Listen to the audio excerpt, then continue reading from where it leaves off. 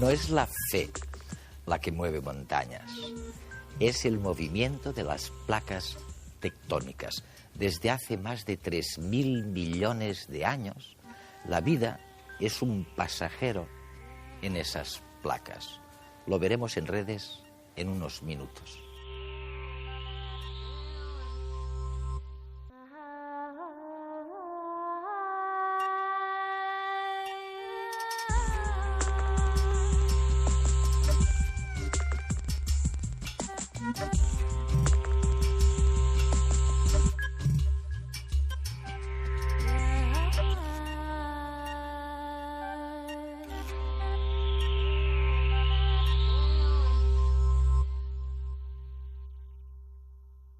Sabíamos, por supuesto, que tenemos un inconsciente que muchas veces decide por nosotros sin siquiera saberlo. Pero lo que no sabíamos es que el planeta Tierra también tiene su inconsciente. Es la mecánica de las placas tectónicas. Hace más de 250 millones de años, el supercontinente, que eso es lo que era el planeta, empezó a fraccionarse hasta llegar a la estampa que arrojan hoy día los distintos continentes. Las placas tectónicas nos permiten ver la historia del planeta de la misma manera que el código genético nos permite ver la historia de la vida. Nosotros, como las rocas que nos rodean, venimos del polvo estelar. Cuando miramos las estrellas vemos el pasado. A medio camino hacia el presente encontramos la materia que nos informa del origen y evolución de nuestro planeta y se convierte asimismo en el fósil de nuestra historia.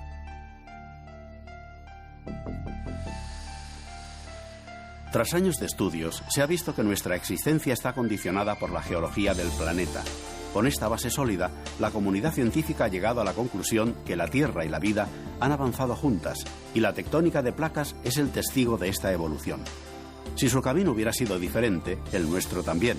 Así pues, nuestra historia parte de su historia y juntas se han ido desarrollando.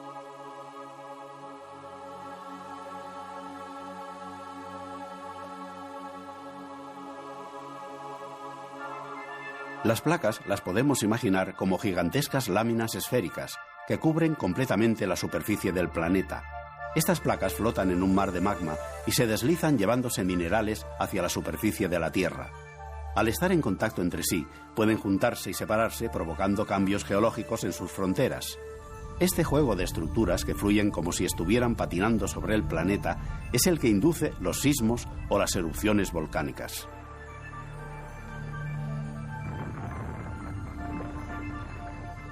Ahora bien, el aspecto del planeta cambia con el tiempo. El primero en darse cuenta fue Wegener, tras desarrollar la teoría del movimiento continental. Basándose en la posición actual de los continentes, intentó encajar el fragmentado rompecabezas de la Tierra hasta llegar al supercontinente Pangea. Esta teoría no solo revolucionó la geología, sino que dio más pistas sobre nuestra evolución.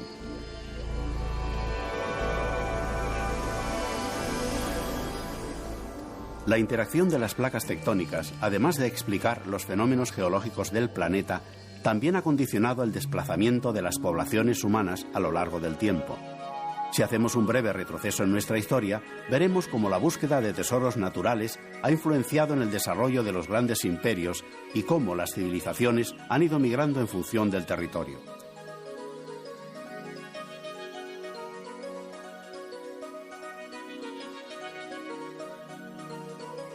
En la actualidad sigue pasando lo mismo. ¿Cuántas disputas están todavía abiertas por el petróleo y cuántas catástrofes naturales han condicionado nuestras vidas? Si tenemos en cuenta que la mayor parte de la historia de nuestro planeta se fundamenta a través de las placas tectónicas, tal vez deberíamos verlas como las mensajeras de nuestra historia, puesto que hoy, como ayer y mañana, somos fruto de todo este movimiento. La historia de la vida se ha visto afectada e influenciada por el lentísimo movimiento de las placas durante millones de años, y si estos movimientos hubieran sido distintos, también lo habría sido la historia de la vida, sin duda. Richard Forti es paleontólogo del Museo de Historia Natural de Londres. Hoy en Redes nos sumergirá en su particular visión de la geología para contarnos la historia íntima de la Tierra.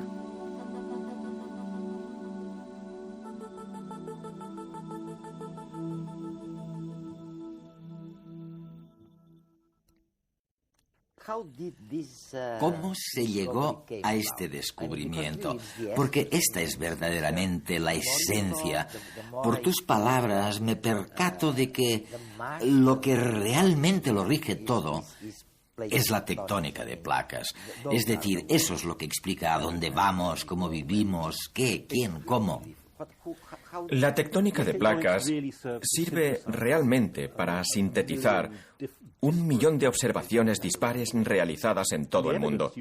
Podría decirse que las pruebas, en cierto modo, siempre estuvieron allí. Hubo constancia de ello mucho antes que nuestro conocimiento actual.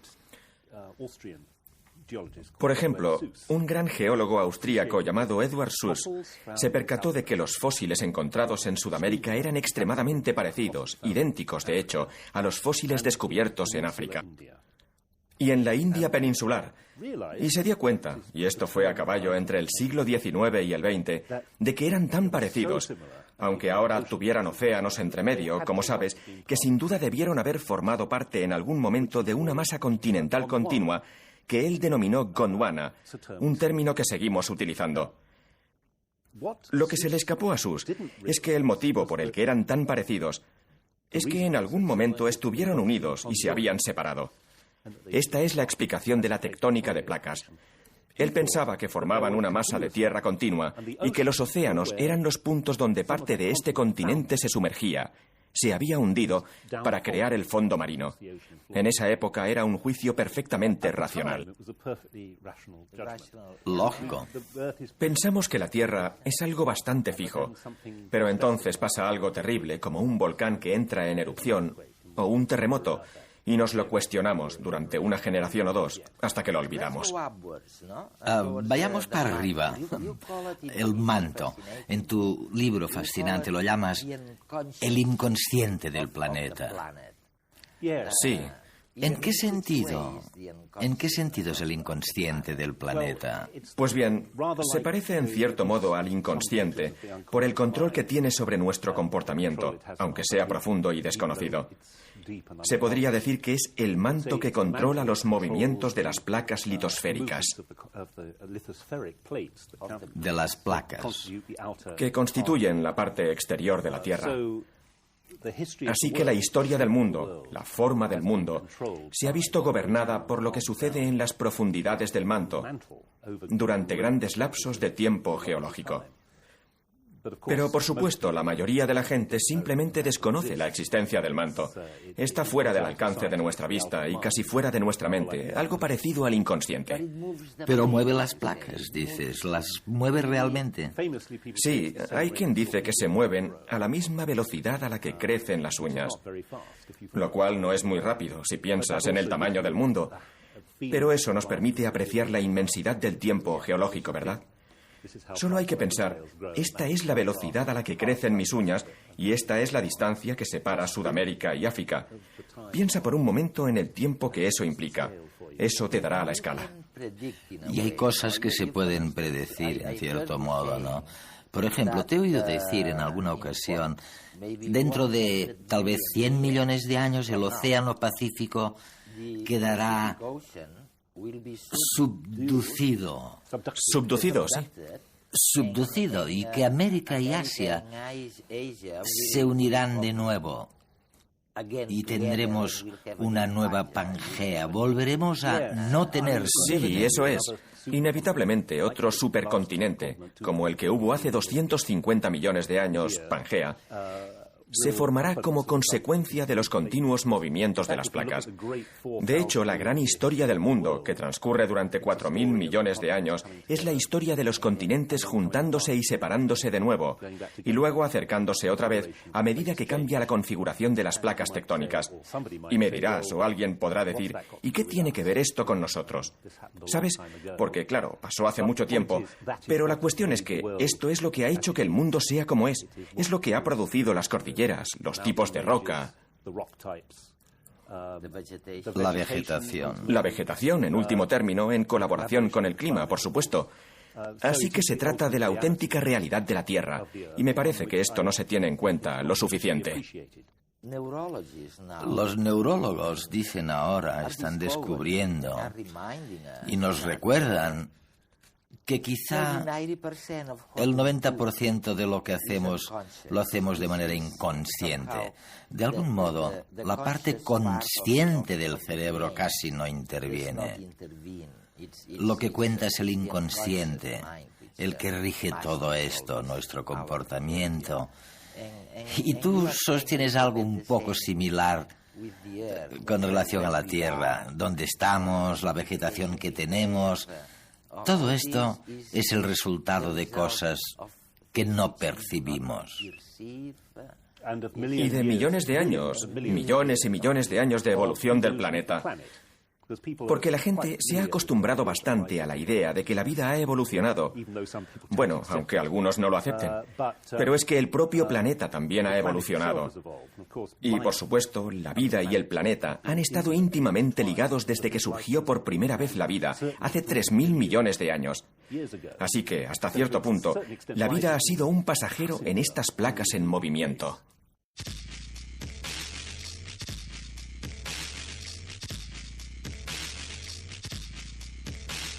Una asignatura pendiente en los museos de la ciencia, no de aquí, sino de todo el mundo, era representar la geología. Nos dedicamos a hacer expediciones por todo el mundo y rebanar pedazos de roca, descubriendo en particular pues, que un trozo auténtico de roca pues, es incluso más barato que intentar hacer una copia en resina, ¿no?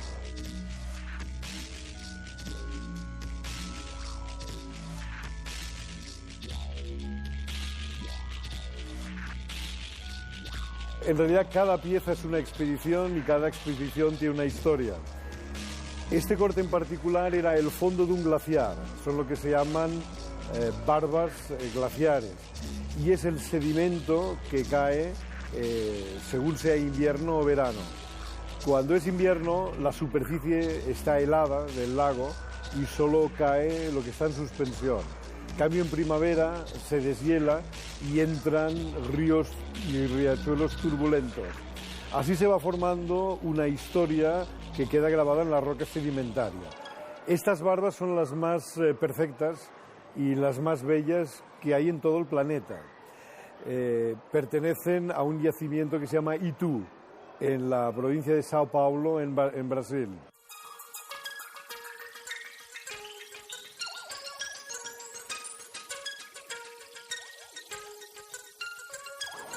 La museología en que se basan estos pedazos es unir una pieza real con un fenómeno real, para que en la mente del visitante se produzca algo así como una colisión de comprensión súbita.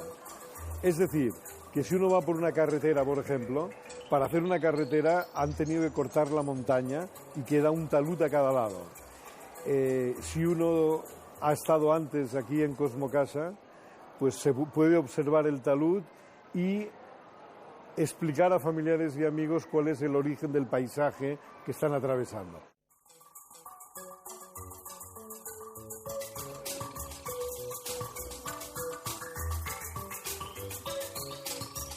España no siempre fue una península. Hace muchos millones de años, más de 100 millones de años, era una isla. Y llegó un momento que colisionó con Europa. En el momento de colisionar con Europa se levantó un repliegue que son los actuales Pirineos. Bajo los Pirineos todavía está la sal del mar que separaba España de Europa.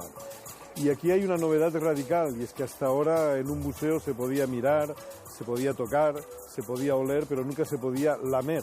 Aquí, para comprobar que es sal, uno puede humedecerse el dedo, pasarlo por la piedra y luego comprobar que efectivamente el blanco, por ejemplo, es sal de cocina.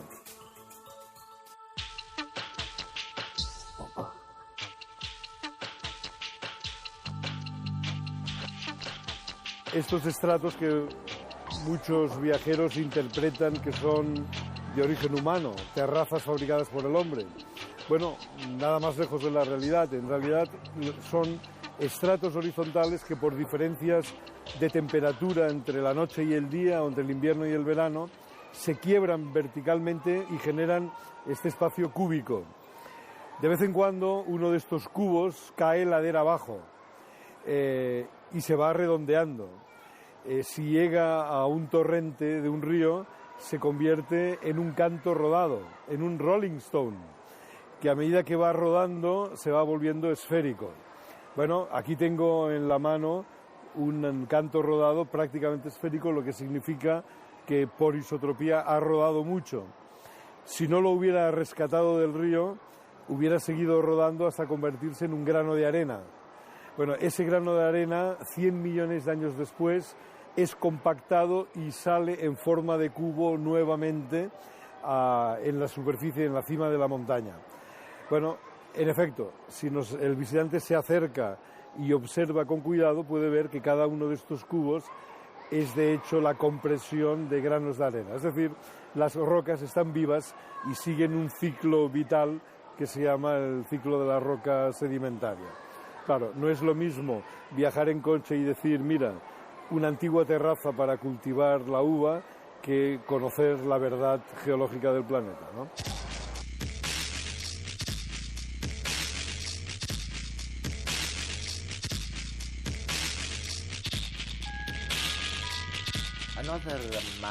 Otro escenario maravilloso. Tú dices que de hecho sabemos incluso menos de las profundidades marinas de lo que sucede que a 5 kilómetros de profundidad que del paisaje de la Luna. Sí, en cierto modo creo que es verdad. En cierto modo, ¿no? Pero lo sorprendente es que hace muy pocos años, quizá 5 o 6 solo,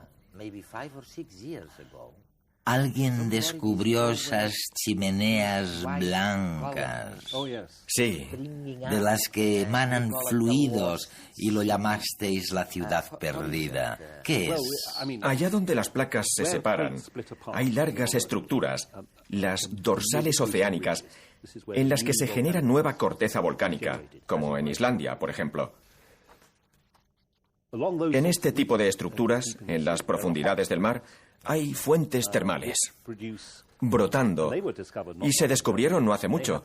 Tienen su propia ecología, animales que solo viven ahí y que se basan en el azufre. Azufre. Porque se trata de respiraderos ricos en este elemento.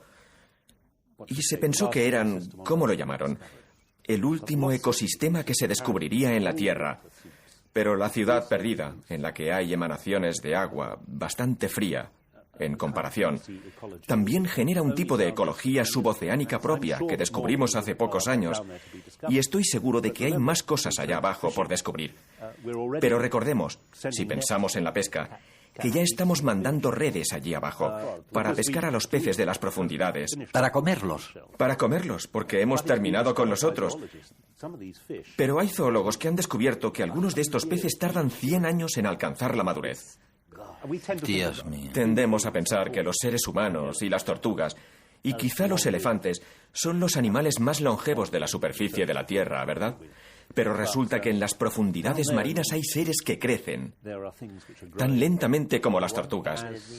Puede que estos peces necesiten 100 años para llegar a un tamaño capturable, pero los estamos pescando con redes de arrastre a gran velocidad. Nos los comemos. Nos los comemos. Sí. La merluza negra es un ejemplo de eso. Y puede que la estemos exterminando a un ritmo 100 veces más rápido que el bacalao. Simplemente no tenemos ni idea de la ecología de las profundidades marinas. Mis amigos del Museo de Historia Natural reciben a veces lo que se captura en redes de arrastre en las profundidades del océano. Lo extienden sobre la mesa, lo miran en el microscopio y descubren que más de la mitad de las especies que ven son desconocidas para la ciencia.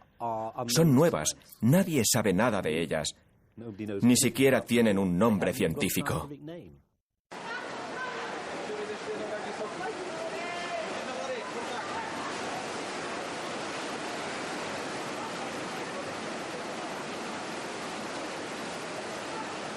Una catástrofe es un fenómeno que provoca una alteración grave del medio natural y de los seres que habitan en él. La relación entre la catástrofe y el ser humano viene definida por nuestra visión antropocéntrica del mundo. Es decir, casi todo lo medimos en función de nuestro parecer y de nuestros intereses. Y en este sentido, el concepto de catástrofe no escapa a esta idea. Es decir, nosotros decidimos qué es una catástrofe y qué no es una catástrofe. Vamos a poner un ejemplo. Un deslizamiento en una zona despoblada no será una catástrofe. Simplemente se tratará de un fenómeno natural más o menos curioso y nada más. En cambio, ese mismo deslizamiento, si afecta a una localidad, a una población y causa daños en personas y en bienes, pues lógicamente se va a convertir en una catástrofe. Lo que sucede es que en los últimos tiempos y también de cara al futuro, al aumentar nuestra ocupación del territorio, nuestra interacción con la catástrofe va a ser también mayor.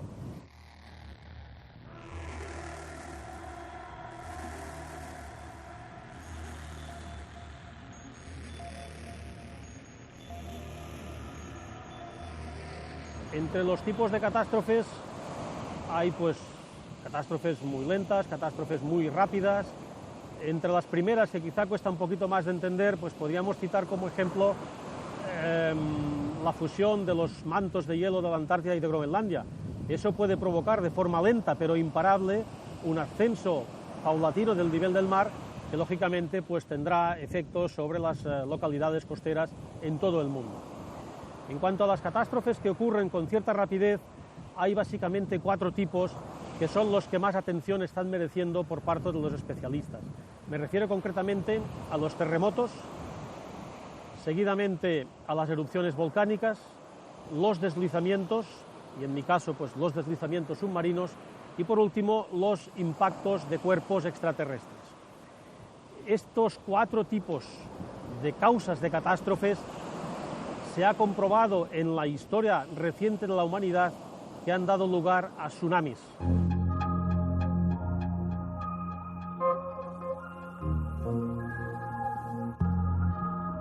En cuanto a la situación, por ejemplo, a lo largo de las costas españolas, es conocido, y además se trata de registros históricos bien documentados, que hay una ocurrencia relativamente frecuente de terremotos, de erupciones volcánicas y también de tsunamis. Afortunadamente, la mayoría son tsunamis de pequeño alcance. Las zonas más propicias son todo el frente litoral español que mira hacia el norte de África, es decir, las Islas Baleares y la zona especialmente del Mar de Alborán, Andalucía y Murcia. ¿Por qué? Pues porque el norte de África, especialmente la zona de Argelia, es una zona con una actividad sísmica relativamente elevada. Y esa actividad puede provocar no solamente terremotos, sino también deslizamientos, los cuales, combinados o por separado, pueden dar lugar a tsunamis. De hecho, en el mes de mayo, a finales de mayo del 2003, un tsunami generado por un terremoto en Argelia impactó las costas de Baleares, donde hundió del orden de 200 yates y 200 barcos. La prevención de catástrofes pasa ineludiblemente por el conocimiento.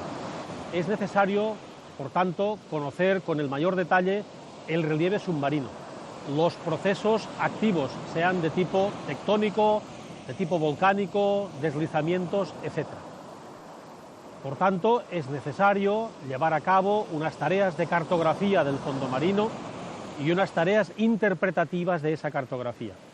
Se ha formulado alguna hipótesis acerca de la posible ocurrencia en un futuro no determinado de un gran deslizamiento en Canarias, concretamente en el flanco occidental de la isla de La Palma. De modo que el desplome de parte de la isla hacia el océano Atlántico podría generar un tsunami de grandes características que se propagaría en dirección hacia el Caribe, Sudamérica y Norteamérica. Es increíble pensar que a veces, cuando hablas con alguien, seguro que te ha pasado todos los días, cuando lo comentas con la gente en la calle, con tus amigos, y les dices, bueno, esto pasó hace 35 millones de años. Se te quedan mirando y responden, ¿pero de qué estás hablando? No puedo imaginarme lo que significan 30 millones de años. Es cierto, estamos acostumbrados a vivir. Probablemente estamos tan acostumbrados a vivir en grupos de 150 personas, que es lo máximo de lo que podemos literalmente ocuparnos. Sabemos lo que les pasa a cada una de estas 150 personas. Sí, es nuestra tribu natural, por así decirlo. Sí, nuestra tribu natural. Y como decías, el tiempo natural es... Bueno, ¿qué? ¿Hasta tus abuelos? 200 años, como mucho, ¿no? Sí, hablamos con nuestros abuelos y pensamos en nuestros bisnietos, quizá. Ese es nuestro lapso de tiempo.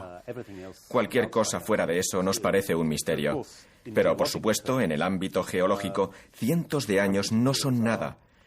Miles de años apenas son nada. Y 1 millón de años no es un plazo largo en absoluto. El hecho de haber trabajado durante toda tu vida con el tiempo geológico, ¿te ha influido en tus sentimientos y en tu manera de tratar con los acontecimientos mundiales? Es decir, ¿te preocupan menos? ¿Tienes menos presión que el resto de la gente? Buena pregunta, pero yo diría que es al revés.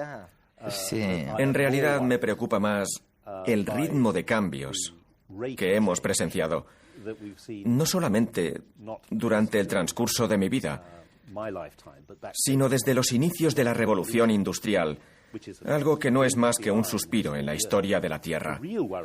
Lo verdaderamente preocupante es que el hombre, especialmente en los últimos tiempos, desde que su población ha aumentado tanto, está haciendo cambios que son tremendamente rápidos geológicamente. ¿Cómo qué? Bueno, por ejemplo, pensemos en los océanos, en la sobreexplotación pesquera de los mares. En los grandes bancos de Newfoundland, y debo decir que tanto los barcos de pesca españoles como los buques de arrastre ingleses fueron en parte responsables de ellos.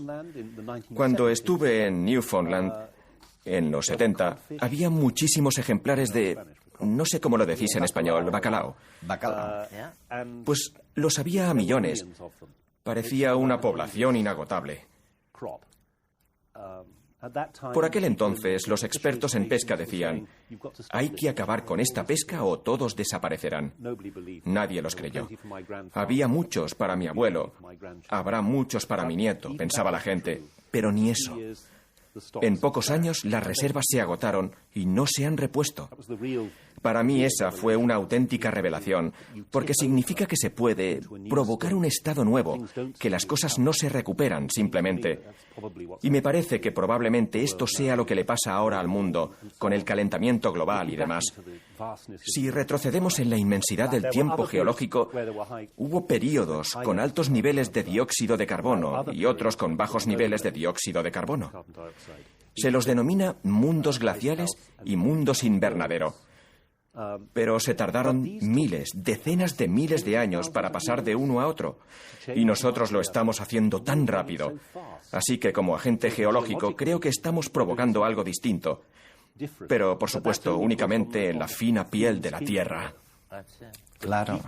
Los procesos geológicos profundos, las placas, los movimientos en el manto, etc., continuarán con independencia de lo que hagamos. Nosotros, una vez dije que la vida, y eso nos incluye a todos nosotros y a los bosques, es como el recubrimiento azul del planeta, la capa exterior superficial. Es así de fina. Y, por supuesto, nos gusta creer que podemos predecir lo que pasará. Pero creo que estamos en una fase ahora en la que la mayoría de predicciones son peligrosas. Realmente no sabemos lo que sucederá.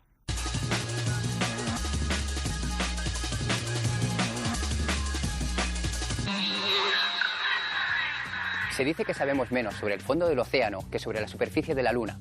Pero ahora los científicos confían en Chikyu, el barco perforador más avanzado del mundo, para obtener más datos sobre las profundidades marinas. El barco estará navegando por aguas de la costa japonesa durante varios meses con el objetivo de explorar las profundidades del suelo oceánico. La información recogida servirá para investigar el mecanismo que provoca los terremotos, las reservas marinas de energía y los orígenes de la vida. El barco tiene capacidad para perforar hasta 7 kilómetros de roca sólida. Esta distancia es suficiente para atravesar la corteza terrestre hasta llegar a la capa del manto superior. Son muchas las preguntas que se quieren resolver con esta investigación. Por un lado, los científicos esperan aprender más sobre las rocas bajo el fondo del mar, sobre los terremotos y el mecanismo que les precede. Por otro lado, los investigadores quieren saber si existen microbios por debajo del suelo marino que viven aprovechando la energía química y calorífica de las rocas oceánicas. Las llamadas tecnologías verdes son las que utilizan recursos renovables y además producen menos desechos. El reto de las industrias químicas es poder crear productos a través de métodos ecológicos. Científicos de la Universidad de Rice creen haberlo logrado. La bacteria E. coli se ha usado muchas veces para hacer experimentos de ingeniería genética. Esta vez se ha utilizado para crear mayor cantidad de succinato, un producto imprescindible para la biosíntesis de muchas sustancias como descongelantes no corrosivos, disolventes no tóxicos, plásticos, fármacos y hasta aditivos para los alimentos. La bacteria produce succinato de forma natural al metabolizar la glucosa a través de una reacción química. La nueva bacteria mutante tiene la capacidad de sintetizar succinato por dos vías metabólicas diferentes, por lo que produce el doble que la bacteria sin modificar. Con este nuevo avance, las industrias químicas cuentan con una alternativa más ecológica para la síntesis de sus productos. A lo largo de la historia del planeta ha habido muchos cambios climáticos. Un nuevo estudio da más información sobre el efecto que supuso la separación de los continentes al clima de la Antártida hace más de 30 millones de años. Un equipo británico de investigadores ha estudiado las huellas geológicas que quedaron grabadas en la corteza terrestre bajo el mar Antártico de Weddell en el momento que América del Sur se separó de la Antártida. Los análisis muestran que estos dos continentes se separaron a un ritmo muy acelerado en la escala del tiempo geológico y muchos años antes de lo que se pensaba. Este movimiento dejó un canal de poca profundidad entre los océanos Pacífico y Atlántico, que impidió la llegada de las corrientes cálidas del sur a la Antártida, dejándola helada y aislada del mundo. Además, la separación de los continentes cerró el circuito de agua que gira alrededor de la Antártida, originando la corriente circumpolar antártica. Con todos estos cambios y sus efectos, el continente del Polo Sur sufrió un enfriamiento que todavía persiste. Las nutrias pasan la mayor parte de su vida dentro del agua. Para resistir en este hábitat, su pelo tiene que tener una alta capacidad de aislamiento térmico que otros mamíferos no necesitan. ¿Pero cuál es su secreto? Biólogos de la Universidad de Pensilvania han hecho uso de microscopía electrónica y de luz polarizada para examinar el pelaje de las nutrias. Han observado que los pelos tienen unas aletas que se juntan entre sí, formando una red que impide la pérdida de calor interno. Pero sus particularidades no acaban aquí. Las ranuras que hay entre las aletas de los pelos atrapan burbujas de aire que ayudan a incrementar el aislamiento térmico de la piel. Los científicos, tras observar el comportamiento de las nutrias dentro del agua, han visto que capturan estas burbujas mientras ruedan sobre sí mismas. Además de estas peculiaridades, estos mamíferos acuáticos tienen otra barrera para el agua: las glándulas sebáceas, que liberan un aceite que recubre todo el pelaje, dándole espesura e impermeabilidad.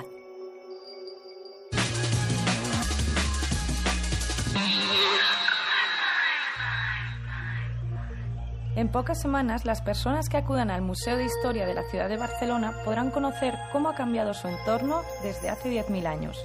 A pesar del paso del tiempo, todavía quedan muchas huellas que nos permiten seguir la pista de esta transformación.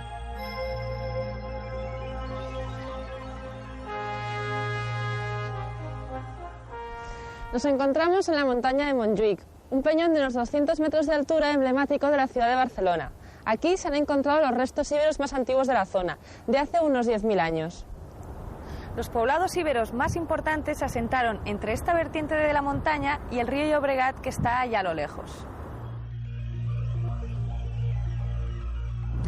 Parte de este barrio que estamos viendo no existía hace miles de años porque estaba cubierto por el mar. De hecho, los íberos construyeron un puerto aprovechando que esta zona quedaba resguardada de los vientos del norte y de levante. Este puerto fue el primer puerto de Barcelona. Y hay una calle entre todo ese barullo que lo atestigua. ¿Por qué no vas y nos lo enseñas?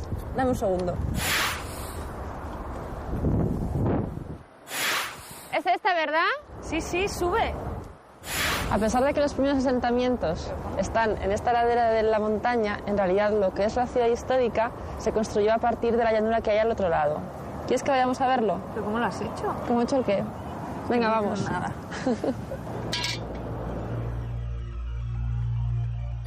Naturalmente, esta parte del litoral también ha sufrido cambios geológicos y aquí la tierra también ha comido espacio al mar.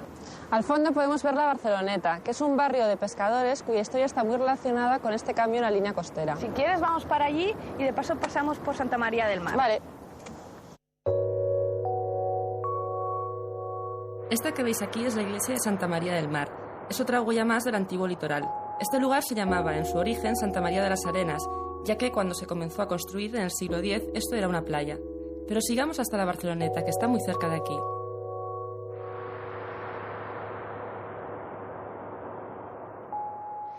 Ya estamos en el barrio de la Barceloneta. Este barrio se construyó a mediados del siglo XVIII sobre una enorme playa. Como veis, estamos muy cerquita del mar. Pero en realidad esto había sido una isla durante miles de años, la isla de Mayán. Los temporales de Levante fueron dejando sedimentos con el tiempo y poco a poco la isla de Mayán se unió a la ciudad.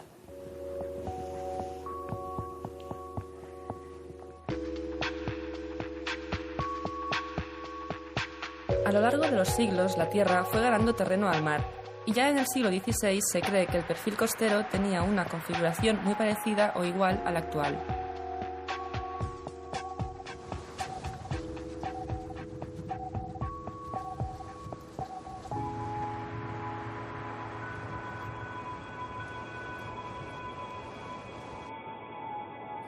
Desde aquí la montaña de Montjuïc, donde hemos estado antes, se ve impresionante. Pero bueno. Sin embargo, a pesar de los primitivos asentamientos neolíticos, la ciudad de Barcelona se ha desarrollado desde otra montaña. Bueno, más bien desde una colina, que debía resultar casi insignificante. Desde aquí ni se ve. Pero como hemos dicho antes, todo deja su huella. ¿Vamos a buscarla? Venga. Oye, me ha parecido verte en la montaña. No sabes lo que he visto desde arriba.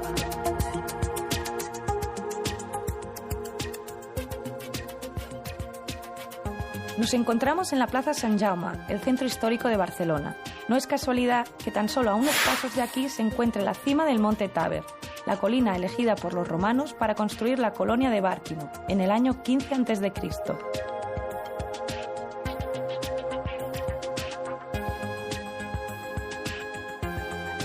Estas 4 columnas son todo lo que quedan del templo dedicado a Augusto, construido en el punto más alto de la ciudad romana. Y es que los romanos preferirían construir Barcelona sobre una colina rodeada de rieras como este Monte Taber sobre el que tenemos ahora puestos nuestros pies.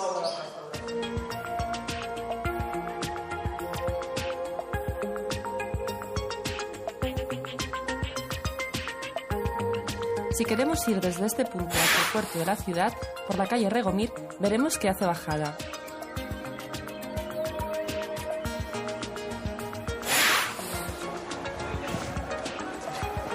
Y esto es normal, porque estamos bajando la colina del Monte Taber.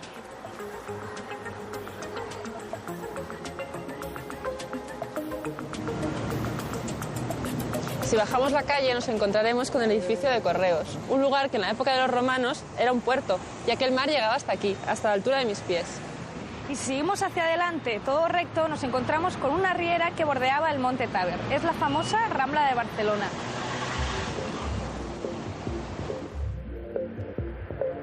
Rambla quiere decir en árabe lecho de la riera, y eso es lo que fue esta calle durante muchos siglos. Un arenal que recogía las aguas que bajaban de la montaña del Tibidabo cuando llovía. Actualmente en el trazado de la calle se puede ver el curso natural del agua al bajar, serpenteando hasta el mar.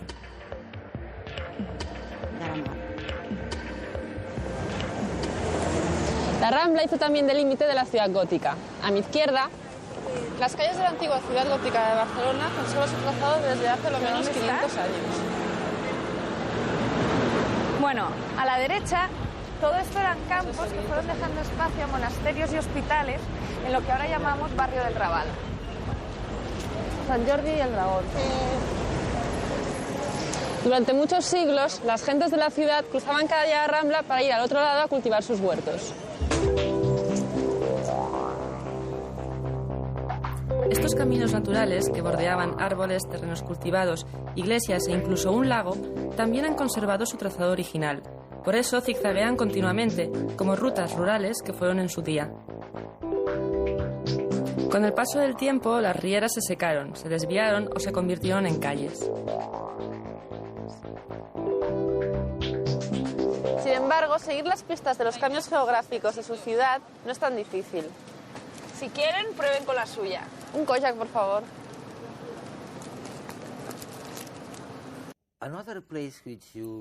Otro lugar que has explorado, estudiado y que te resultaba muy interesante porque al parecer es un ejemplo típico de cómo la Tierra puede surgir, llegar a la madurez luego y después entrar en la decadencia. Estoy hablando de las islas de Hawái.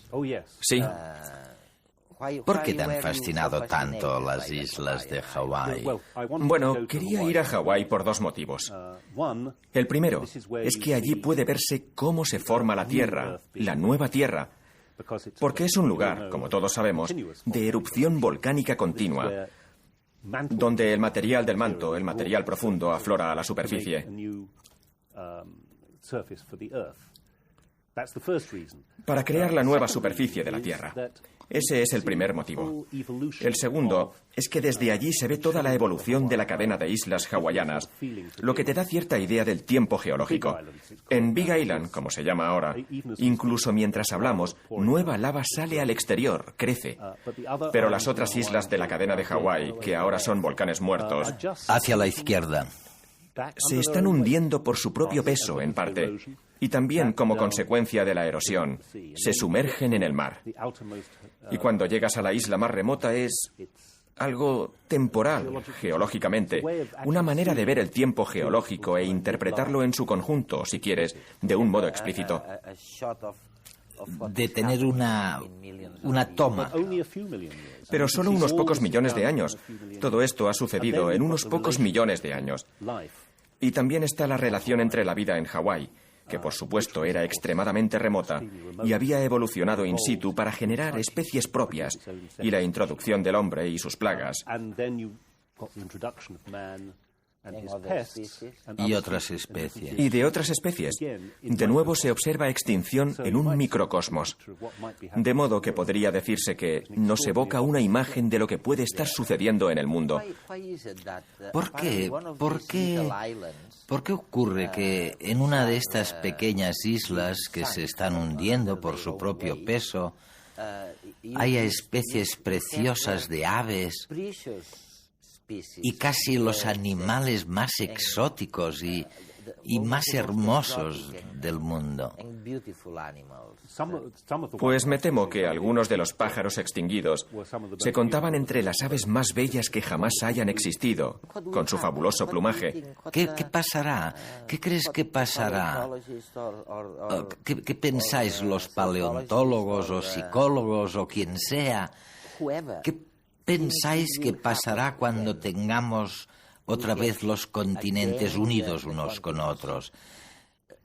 ¿Habrá menos diferencias entre las especies? Sí, veamos. La época de la última Pangea fue la última vez en la historia del planeta en la que una sola especie habría podido, con relativa rapidez, desplazarse más o menos por todo el mundo, si podía enfrentarse al clima muy seco del centro del continente. De modo que sí, una de las consecuencias de la unificación de todos los continentes es que la disparidad, la diferencia entre las distintas partes del mundo se reduce inevitablemente porque hay vía libre. Y los depredadores te atraparán donde vayas, ¿eh? Sí, podría haber un superdepredador que cazara por todo el continente. Supongo que esto será teórico para el ser humano cuando se produzca en 100 millones de años o así. Pero bueno, recordemos que la época de la última Pangea fue también un período de extinción masiva. Así. Fue una de las mayores crisis de la historia de la vida.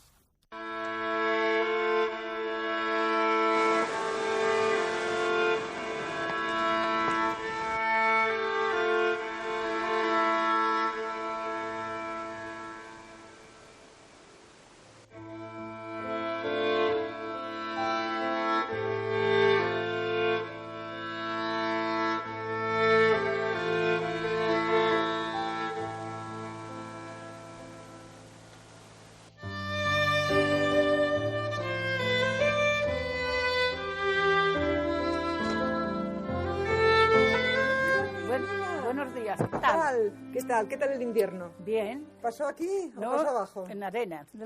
La vida aquí fue dura, ahora ya no es lo mismo que antes. Yo fui al pastora, lo mismo, con las vacas, cabras y ovejas. Todo. Aquí no había otra industria más que esa. Toda la vida, no, igual está nevado 8 días como de peligro. Después ya era otra cosa. La vida de la gente de los Picos de Europa ha sido siempre muy difícil. Y ha sido muy difícil por razones que tienen que ver, en cierto modo, con la geología. Los ríos en los macizos calcáreos excavan desfiladeros muy profundos, de paredes muy verticales. Hay pocos pastos, hay poco suelo cultivable. Entonces, todo esto ha condicionado enormemente la vida de la gente, que siempre ha tenido recursos escasos y comunicaciones muy complicadas, comunicaciones y caminos muy difíciles. Las calizas son las rocas que dominan el paisaje en los Picos de Europa. De hecho, en estos macizos tenemos uno de los mayores afloramientos que hay en el mundo de calizas del Paleozoico, más de 3.500 kilómetros cuadrados hoy día. Estas calizas surgieron del mar, de un mar de aguas cálidas, tropicales, situado en las proximidades del Ecuador hace más de 300 millones de años. El origen del carbonato cálcico que forma las calizas son los restos de los esqueletos de organismos marinos que tienen partes duras de esta sustancia, desde las algas calcáreas a los corales, pasando por briozoos, crinoideos y muchos más.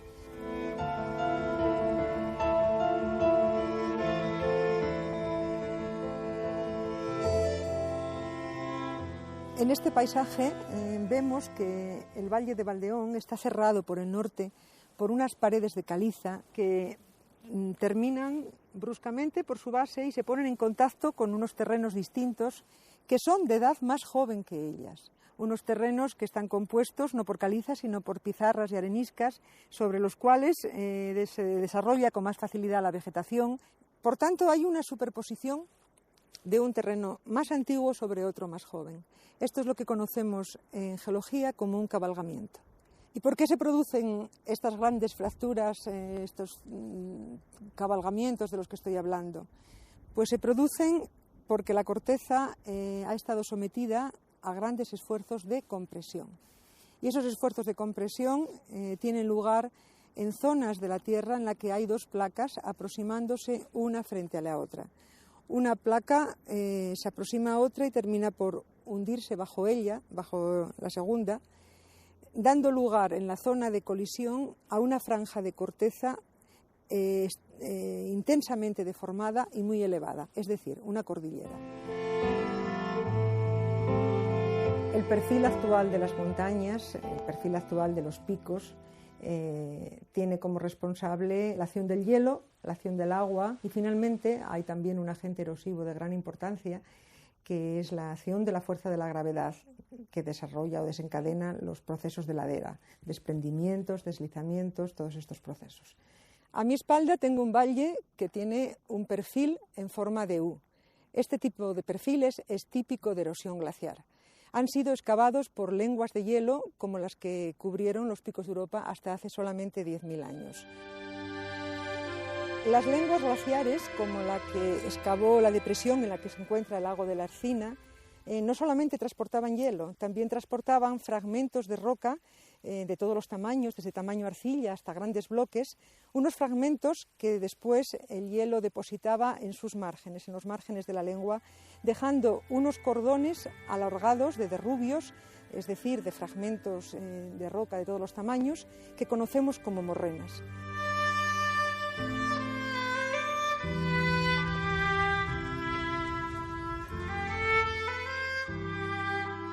La vida, si me volviera de 20 años, quería más las cabras y las ovejas que el bar. Aquí uno nació y aquí uno está libre. Ahora estoy aquí en casa y salgo por aquí a tomar el sol. Y en Arenas, pues estás en un piso, para nosotros es como una cárcel, un piso, ¿eh?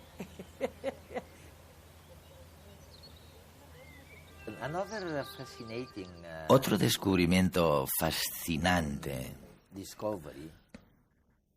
fueron algunos peces fósiles en los Alpes, en las montañas de los Alpes, en Suiza, hace algunos años, ¿no?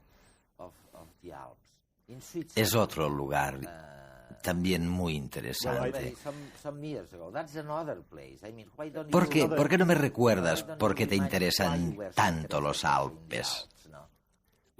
Tenemos Hawái, donde la geología se expresa en su máxima simpleza. Erupciones simples, generación de nueva corteza, hundimiento bajo las olas. Y luego, en el otro extremo, tenemos geología verdaderamente complicada.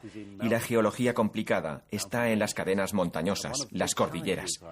Y uno de los principales retos a los que me enfrenté en el libro fue decidir un lugar del mundo al que pudiera llevar a mis lectores de viaje para intentar empezar a entender cómo se formaron las montañas. Claro. Y escogí una parte concreta de los Alpes, de nuevo por su tremenda importancia histórica, llamada Glarus, porque en esta zona se descubrió que las montañas pueden formarse, las cordilleras pueden formarse, por las rocas deslizándose e impulsándose unas sobre otras, volviendo más gruesa la corteza terrestre, que luego se eleva porque es relativamente ligera. Y esto sucede cuando una placa se encuentra con otra placa. Concretamente, los Alpes son, en último término, en un sentido tectónico más profundo, el resultado del movimiento hacia el norte de África sobre Europa. Es la línea de pliegue. Es fácil decirlo, pero ¿cómo hacer que la gente lo entienda y lo sienta? Bueno, pues me los llevé de viaje a esta zona concreta de Suiza. En cuanto al pez que mencionabas, resulta que era un pez que vivía a bastante profundidad en vida. Y esto pasó hace solo varias decenas de millones de años, pero ahora va y acaba, por la tectónica de placas, arriba de todo de las montañas. Así que para mí era una manera muy gráfica de ilustrar la historia de las montañas. Pero ¿te imaginas lo que pensarían las personas que vivían allí? Imagínatelos hace 200 o 500 años solamente, cuando vieron a un pez ahí en las rocas. ¿Qué les pasaría por la cabeza? Bueno, ha habido muchas explicaciones distintas, pero la preferida durante mucho tiempo fue que eso era una prueba del diluvio universal. Del diluvio bíblico. Y, por supuesto, eso dejaría animales desperdigados por todas partes, incluso en las cimas de las montañas, porque solo el monte Ararat logró sobresalir del océano universal. Resulta interesante ver cómo la gente ha buscado siempre una explicación a través del mito, y a la ciencia le ha costado mucho tiempo desmentirlo. Y, por supuesto, sigue habiendo gente que lo cree. Tengo entendido que más del 30% de los estadounidenses modernos, al parecer, siguen creyendo en el diluvio universal como origen de estos fósiles. Mencionabas los Alpes como un suceso geológico que no es tan simple. Y recuerdo que hubo varias sorpresas cuando los geólogos empezasteis a estudiar a fondo este lugar. Y una de estas sorpresas fue que parecía que los mamíferos, en el registro fósil, hubieran aparecido antes que los reptiles. Y eso trastornó a todo el mundo y forzó la siguiente pregunta. Tal vez nos hemos equivocado todo el rato. ¿Qué demonios está pasando? Es totalmente cierto.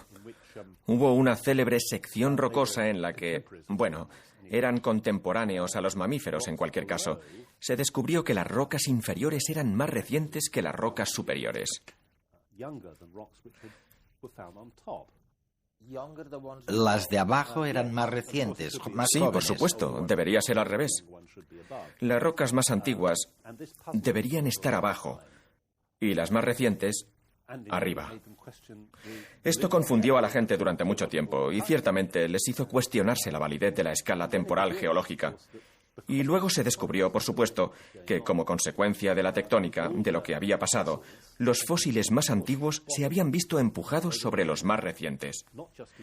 No solamente en una sección, sino en un área extensa de los Alpes. Y esto fue crucial para desentrañar cómo se formaban las montañas. porque pueden aparecer secciones de roca de distintas edades empujadas, superpuestas, las unas sobre las otras, por así decirlo, y creando grandes pilares de roca. Y eso podía tener patas arriba la ciencia geológica normal, porque las rocas más antiguas, progresivamente, tendían a sobresalir sobre las rocas más recientes. Así que lo que empezó como una paradoja y preocupó sobremanera a la gente, acabó convirtiéndose en la clave para desentrañar el secreto de la complejidad de la estructura de los Alpes. Y luego hay que añadirle otro factor que lo complica, que es cuando tienes acumulaciones muy gruesas de roca. Empieza a haber factores térmicos, así que incluso el propio registro, el registro simple, desaparece por lo que llamamos metamorfismo. Así que son áreas muy complicadas de la geología. Y antiguamente, en el siglo XIX, un geólogo podía pasar toda su vida dedicado trabajando en un par de montañas, aunque luego se logró encajarlo todo y encontrarle el sentido en el contexto de la tectónica de placas.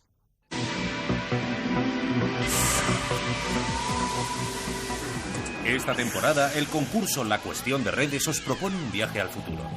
¿Te atreves a imaginar cómo será el mundo en el año 2105?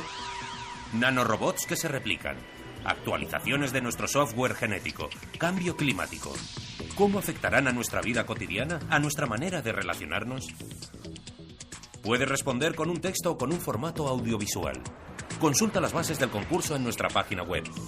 Atrévete a ser creativo sin olvidar el rigor. Nuestros horizontes se amplían exponencialmente. ¿Cómo te imaginas el mundo dentro de 100 años?